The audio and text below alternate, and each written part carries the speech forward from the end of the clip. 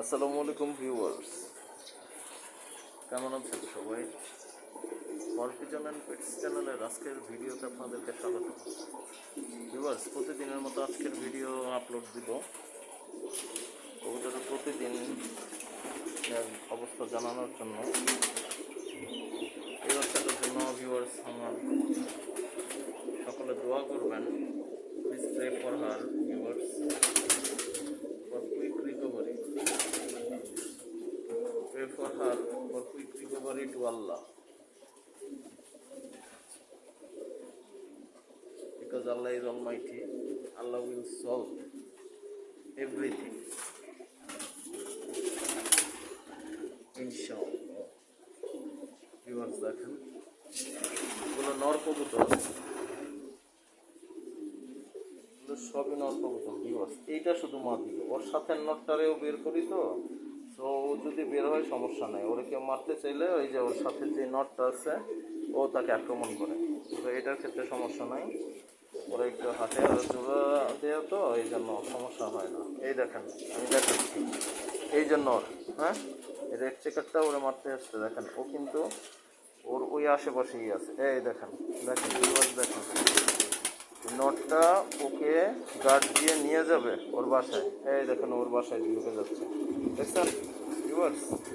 এই দেখেন, তো জোড়া দেওয়া কবুতরের যদি আপনি এইভাবে ট্রেনিং করান তাহলে আর অন্য কবুতর তাকে আক্রমণ করতে পারবে না। দেখেন এটা রেড চেকার বাচ্চা, এখানে রেড চেকার নট, সবজি গরুর বাচ্চা। তো শীতের মধ্যে যেই যে মেডিসিনগুলো দিতে বলি আমি, সেগুলো তো আমি বলছি, সেটা হচ্ছে vitamin B complex, zinc, multivitamin আর হচ্ছে ক্যালসিয়াম অবশ্যই দিবেন। এর সাথে সাথে আরেকটা মেডিসিন সবসময় সাথে রাখবেন ভিউয়ার্স, এটা হচ্ছে ভিটামিন সি বা সিভিট। এই সিভিটটা একটা কবুতরকে, যে কবুতরের ঘা হয়েছে বা অপারেশন হয়েছে অথবা রক ব্লিডিং হয়েছে, যে কোনো আঘাতজনিত কারণ অথবা ব্যথাজনিত যেই সমস্যাই হোক, তাকে সিভিট দিবেন 4 ভাগের 1 ভাগ। একটা সিভিট 4 টুকরো করে 1 ভাগ খাইয়ে দিবেন,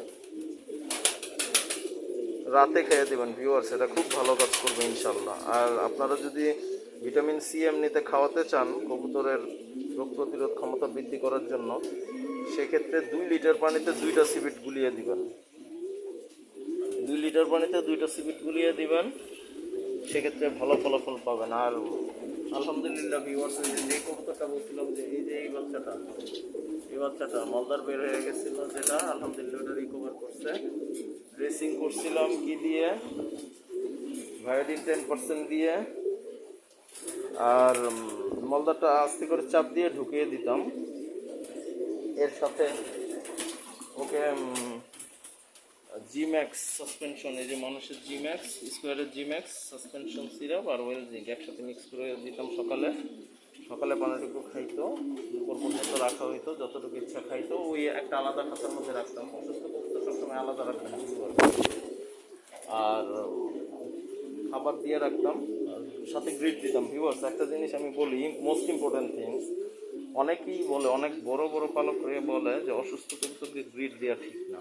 কিন্তু ভিউয়ার্স, আমি আমার একদম চাক্ষুষ দেখছি, নিজেই দিয়ে দেখছি, অসুস্থ অবস্থায় কবুতর কিছু খাইতে চায় না। আপনি যদি গ্রিডটা দেন, গ্রিডটা দেখবেন সে খাবে। এখন তার হজম শক্তি যদি ভালো থাকে তাহলে ইনশাল্লাহ গ্রিড দিলে কোনো সমস্যা হবে না। যদি হজম শক্তি খারাপ হয় তাহলে দিয়ে রাখবেন, অল্প পরিমাণে গ্রিড দিবেন। কিন্তু গ্রিডটা দিলে কবুতর দেখবেন না অসুস্থ থাকলেও গ্রিডটা খায়, তখন তার পেটে কিছু একটা দানা থাকে, ভালো হয়। গ্রিডটা দিলে কিন্তু খুব ভালো কাজ করে। এটা অনেকেই বলে না, অথবা জানি না কেন বলে না, কিন্তু আমি আজকে বলে দিলাম, অসুস্থ হইলেও কবুতরকে সামান্য পরিমাণ গ্রিড দিয়ে রাখবেন। খাবারের পাশাপাশি গ্রিড দিয়ে রাখবেন, আর ট্রিটমেন্ট তো দিবেনই। গ্রিডে প্রচুর ক্যালসিয়াম থাকে এবং ভালো কাজ করবে ইনশাল্লাহ। আর সপ্তাহে অবশ্যই 2 দিন গ্রিড দিবেন, না পারলে 1 দিন দিবেন অবশ্যই। সব কবুতরের এই গ্রিড দিতে হবে কবুতরকে।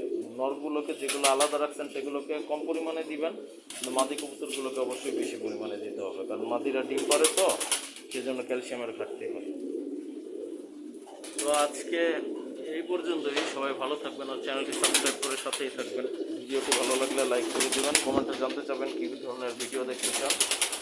আর প্রতিদিন ইনশাল্লাহ এরকম ভিডিও আপলোড দিব। সবাই ভালো থাকবেন। আসসালামু আলাইকুম।